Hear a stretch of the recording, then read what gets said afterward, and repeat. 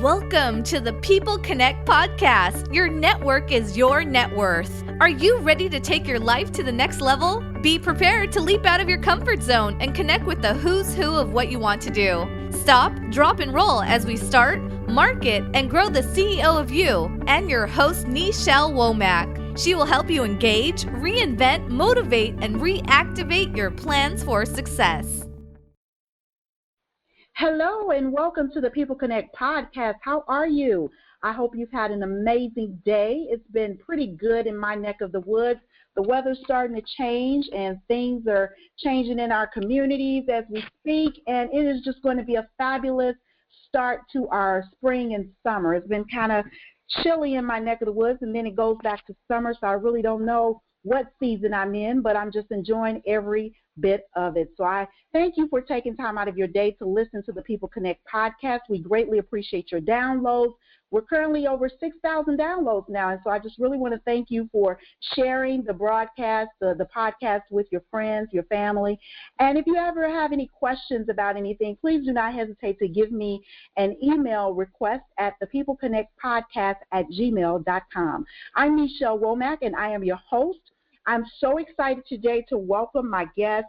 As you know, I state all the time, I've been in real estate myself for over 25 years, and I've been on the business side, the investment side, and most of my time now is spent on the investment and the brokerage side. But I have an expert here that I like to bring on with you that's going to share a plethora of information about what he does, his caveats of real estate, what we need to be aware of if you're interested in real estate investment. And, you know, this is one of the best tools to me if you're interested in investing, that you can diversify your holdings here. So I'd like to introduce Mr. Abhi Golhar. He's the host of the Real Estate Deal Talk and managing partner of Summit and Crown. He has been investing in real estate since 2002, and since then always has been deployed a value-added approach to identify profitable opportunities. He also educates and works with investors to implement market-driven strategies that make sense and yield success. Welcome to Abhi Golhar. Hi, how are you? Hi, thank you very much for having me on the show and for your kind words. You're far too kind. Oh. Well, like I said, I mean, he's actually my IG friend as well, my IG connection, and I'm sure he's going to give all that information, how you can get in contact with him later. But you know what? I really want you to just dive in and, first of all, tell us how you got started in real estate. That's a great question. So real estate's always kind of been the common denominator and always in the conversation in my life one way or the other. I first started when I was in college and at Michigan, and I remember that very first semester I was super humbled. You know, coming out of high school, you kind of have a chip on your shoulder, like, yeah, I got this, right? Right. And you hit that first semester, and oh man, did that humble me fast.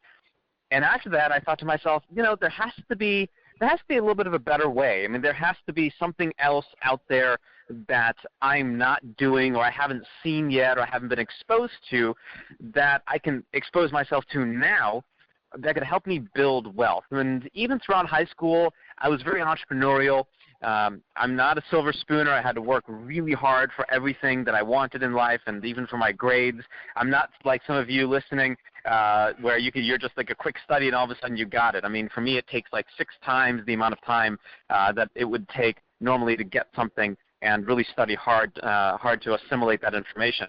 So I started when I was in college. I did a lot of wholesaling for both single-family residential property, and then I also brokered some notes, so essentially wholesaling notes and getting in between the buyers and sellers of notes, saved up enough cash, and got myself two rehab projects and 1 rental in inner city Detroit. And it was a very interesting experience for me, I'm sure. Yes, Detroit, of course, yes. Yep. So, you know, because I know I've looked at some market area. You know, once you get involved in real estate, and you may agree with this, you start looking outside of your scope of things. And I personally have looked into real estate in Detroit because I saw things as cheap as $1. Mm-hmm. Now, I can't imagine what a dollar property looks like. So, I mean, do you have any insight on what dollar properties look like in Detroit? That's a great question. Last time I invested in Detroit, I was super scared as a result of that. That was maybe 2003, 4, and 5 during the height of the real estate market, and I feel like I was the only person losing money at that time. But after the crash, back when I was investing in Detroit, it was the height of the real estate market. So back maybe in 2003, 4, and 5, when I was there, and it was very interesting because I felt like I was so alone and I didn't really know who to trust, and I felt like I was the only person losing money when everybody else was making money. But those were some of my initial mistakes. But now if you take a look at kind of your dollar properties, they're definitely a dollar properties, but then you have so many taxes that are owed on this property, so many back taxes, that sometimes it's not even worth purchasing the property, because you'll find properties, sure, they're a dollar, taxes might be $35,000, $40,000, $50,000, and unfortunately, it's just not worth it at that price. So just be very careful. Make sure that you do all your due diligence. Make sure that you check out any municipal liens that are on there, and also any federal liens that may be on that tax bill as well, or on that property, lien against the property. So it's really important that you do your due diligence. It's just part of any good investor's tactics to make sure that that's something that they do. Right, and I speak that to my clients all the time, because one thing that we find is there are a lot of mechanic liens on them too. And when you have those issues, you come, like you mentioned, the taxes, there's even more concern. And I can see that dollar escalating way beyond that, especially if you don't know the bones of the property, if there's any other extenuating circumstances that will prohibit you from just going right in and perhaps doing a flip or something of that sort. That's right. There's so many challenges that we have to be careful about, and that's why due diligence is so critical. If we don't pay attention to that, and then from the onset, if we don't pay attention to the numbers, we are in such a world of hurt, because one small little wrong calculation, and that is the difference between a profitable real estate deal and a deal that will bury you. So definitely make sure that you do your homework. Right. And you mentioned earlier, too, because as I mentioned, I deal more on the business end, and I have so many people that come to me, and they're like, I want to get started in real estate, and they want to go get the education, the agent's license. And I tell people, well, you really don't have to have that to invest in. What would be your advice in that regard? Great question. I just did a Q&A about this on YouTube. I would say this. I would say you don't necessarily need an agent's license. But if you're new and you want to get into the game, the biggest thing that you have going against you is vocabulary, knowledge, and your network. So a network can be developed, and that's just by brute force. That's by going to, say, Vistaprint or your favorite online business card maker and getting a bunch of business cards designed, printed, shipped to your house so that you can start networking with people and shaking hands. That's not a big deal. But it's the education and the vocabulary that's a big deal.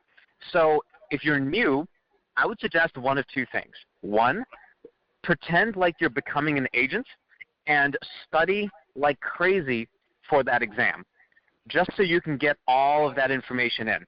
And it might cost you a couple $100 for all the materials and the courses, but believe me, it'll be worth it, because if you have a conversation, say, with a pro real estate investor like your host, Michelle, she'll be able to, right? Like you'll know a pro investor from a new investor any day of the week, don't you? Right. Yes. So one of the things is get the real estate agent books and study that material so that you know it like the back of your hand. Having an agent's license, if you want to proceed, take the exam and become an agent, it helps because you have access to so much data that, say, me, a non-agent, doesn't have access to. Now can I use Zillow and Redfin to piece together some of this data? Yeah, but I don't necessarily have the time for that. Being an agent enables you to look exactly into any specific neighborhoods, any specific counties, cities, states that have just good real estate activity, and gauge whether or not that activity is good or bad. You can see how many days on market homes have been on there. You can see the ratio of sold homes to active homes, whether or not this home is zoned a specific way, whether or not this home is in a different school district, and you have all that information right at your fingertips. And believe you me, that information helps, especially when buying. So that's definitely one way. And then one more way real quick is start understanding what wholesaling is. Mm-hmm. You know, we talk about investing in real estate, but let's not forget how important understanding the process of finding a seller, finding a buyer, connecting the dots, and making a little bit of money is. That's really important. And the more that we understand wholesaling, we understand that there's very limited financial risk. There is tremendous financial upside and gain if you do it right, and there's an opportunity to build a wholesaling business that can be yours for years to come without even having to touch a home at all. You don't have to flip. You don't have to build new. You don't have to deal with tenants, nothing. And you can do this without having a license. So I think those are the two ways I would suggest people get started. And that is really great because that's how I got started, wholesaling. And at the time, I had because you talk about the bubble busting. You know, I was in the business at that time too. And as I mentioned, I've been in it for over 25 years. But at that time, you know, we were transitioning, just starting to really, you know, work with a lot of investors up until that bubble, you know, cracked. And the thing that I find right now when working, you know, I tell people something is better than nothing. You know, people look at the larger end, how much the investor is going to make, but they don't look at that like two. You know, I think the least I've ever made is probably $2,000 on one, you know, doing the wholesale process. But you can even make upwards of that as well.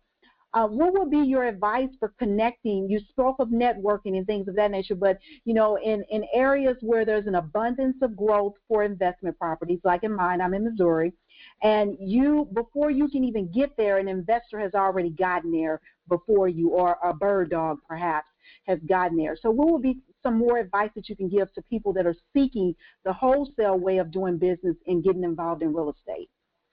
Great question. I think if you're looking at really getting involved, outside of understanding the vocabulary and outside of just shaking a lot of hands, like shaking a lot of hands is going to be really important, and I'll touch on that, and then I'll get to my little secret, my secret for finding deals in a second. Shaking hands is really important because you meet so many people. You'll meet appraisers, you'll meet contractors, you'll meet investors, lenders, equity partners, all of these folks who may have a hand in growing your wholesaling business and pushing you to grow beyond wholesaling should you choose to do so. So that's why shaking hands is really crucial. I have a couple of rules for my meetings and shaking hands that I like to just kind of stick to because I understand everybody's time is important. I don't really do lunch meetings until it's really important, but I will have coffee any day of the week. And I keep my meetings to 30 minutes in length. I keep my phone calls to no more than 15 minutes in length. And I have, you know, one of those kitchen timers you can just kind of turn over, and it's a good 10 or 15-minute timer. Yeah. I know immediately whether or not somebody is interested in working with me and me working with them within a few minutes. And then I'll say, hey, you know what, this seems like a great opportunity to work together. Let's proceed forward with it. What are next steps? Or if there's not an opportunity, because sometimes there just isn't an opportunity, it's okay to say, hey, you know what, I may not see an opportunity to work together at this time, but why don't we keep the conversation open because I'm sure there's something that will come down the road that both of us could benefit on. So that's such a really nice way as well to optimize your time because otherwise people will dictate your time, and that's not the way that I like to run my time. So shaking hands is definitely really important. My secret sauce, I suppose, in finding deals, because if you want to get started, you have to start somewhere. You might as well either find buyers or find deals. I like finding buyers first, but assuming that you've networked and you've found a couple folks that are interested in buying real estate, the best thing that you can do is to go to the hot areas, and you know those temp boxes, those temp poles, and you see the contractor boxes. You can actually lift those contractor boxes up, and you can see the names of the people that have the permits on the actual box, just inside the box, on the permit.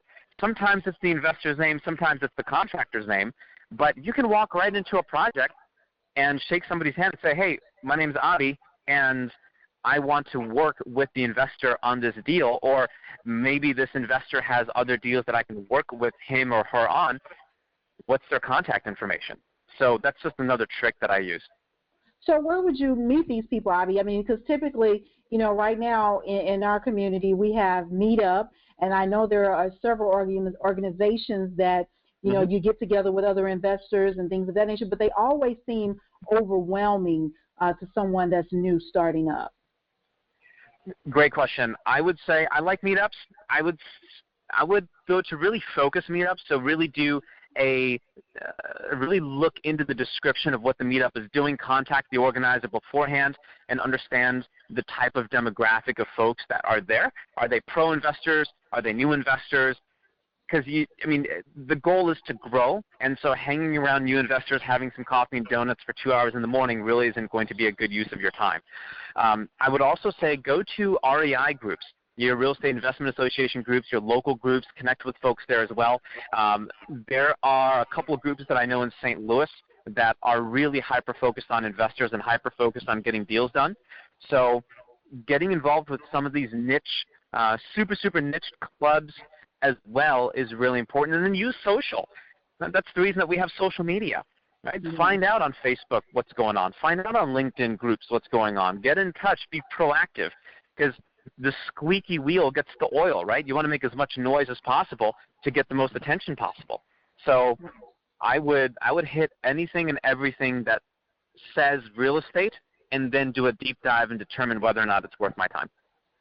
Right, and that's what my advice is on, because, social media has opened up so many platforms for us to be able to connect with a variety of different people, and I've noticed, too, in my area, you have people that are pulling together investment clubs and groups, like you mentioned, the REIs, that will enable someone that's interested in starting to have a level up in the business. That's right. The other thing that I like to do, just another secret, is to host a meetup group. So I've started doing that recently, and that's provided tremendous results. I'm not the expert. I don't pretend to be. I know enough about real estate investing, but I love hearing other people's perspectives. And it doesn't matter if they're new. It doesn't matter if they're pro-investors. Everybody has a unique perspective and a love for the game. And so if we share the conversation, then guess what happens? There's opportunity. And they might know somebody that has access to $200,000. Who knows? But it's worth having the conversation. But if you host the event, you're automatically seen as an influencer. You're automatically seen as the go-to guy or gal that took the time to organize this, to put this together, to select the location, to bring the donuts. And now you have a say in how things go. And that's such a cool little way to get to meet people. Because now people want to meet you. They're like, wow, Nichelle, you put a group together? That's super cool. We need to do business. Yes. Now, in regards to the types of properties, I know I've always been taught that, and sometimes I have to unlearn what I've been taught, but 3 bedrooms, 2 baths, and I'm just speaking mostly from a realtor perspective, because when I have clients, they want 3 bedrooms, 2 baths, garage. As far as someone just starting in the investment realm, what would be your suggestion for the type of house? And I know the price kind of depends on the area, but do you have some type of boundaries that you can share with us? Absolutely. I would start with the exit strategy. So I would determine whether or not I'm going to flip this house. Am I going to rent this house? Am I going to wholesale this house? Am I going to wholesale this house? There are a bunch of different exit strategies to use. So let's assume that we're just going to wholesale a house. Then what's our buyer's information? What's our buying criteria? And if our buying criteria, if I know that I have 3 buyers that are interested in a 2-bed, 1-bath, 900 square foot home on a slab or on a crawl space with a small backyard, because they can turn it around and they can they can expand the footprint, and they can turn that 2-bedroom, 1-bath into a 3-bedroom, 2-bath, then you know what? I'm going to be zeroed in on 2-bedroom, 1-bathroom, 900 square foot homes all day. So it depends on your exit strategy, but I would say if you're just looking, I'll give you 2 scenarios. If you're looking at a good flip, I would look for something where you can force value immediately.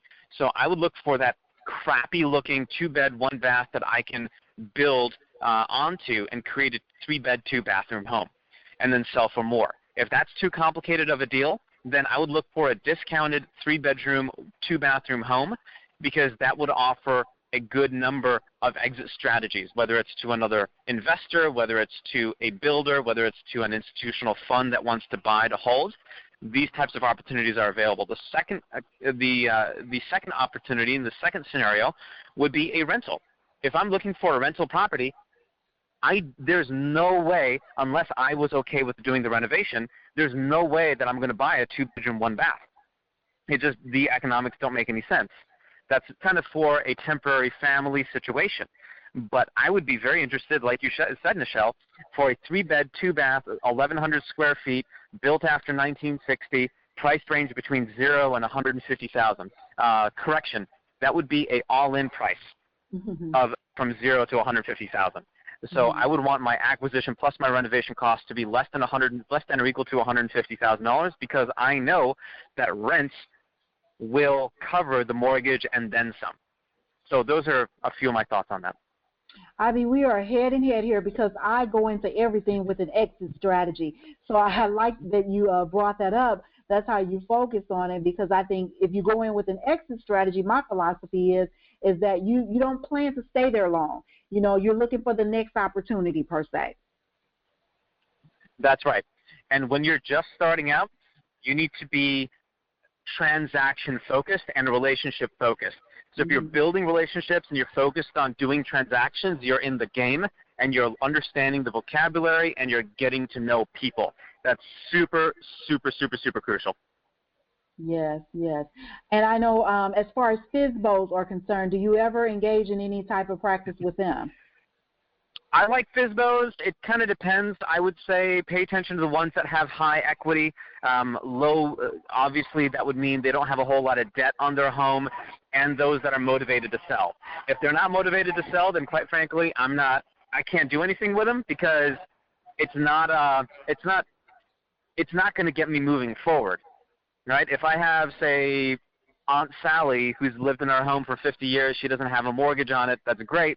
And does she foresee moving? Not really. Then that's not a very motivated seller.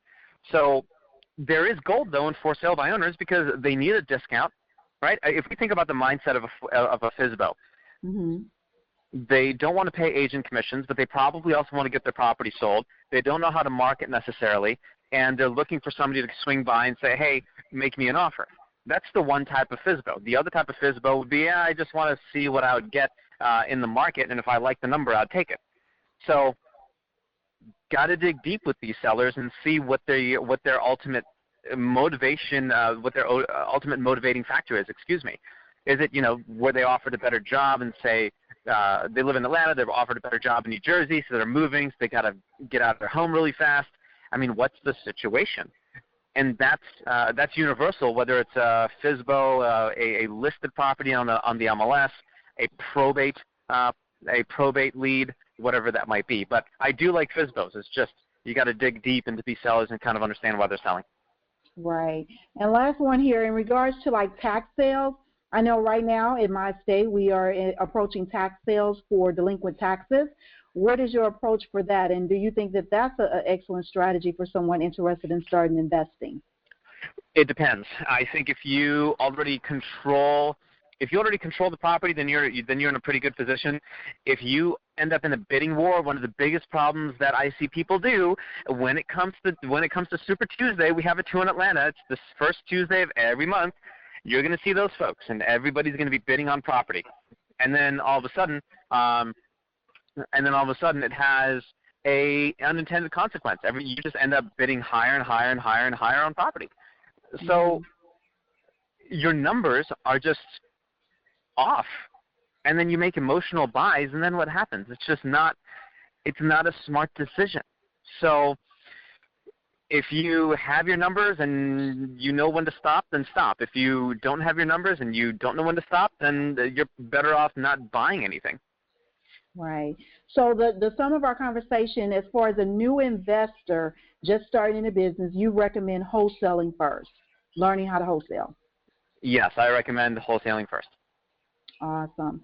Well, Abhi, you've given some really great tips and some great information to a lot of secret sauce. So I hope and pray that our listeners are aware of that, this information that you've given out. Can you give us how we can get in contact with you, any type of services or programs that you offer to teach new investors?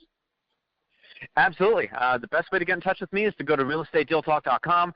I am also all over the place on social, so all you need to do is just find me on Twitter. You can find me on Instagram. I love Instagram, so definitely get in touch there.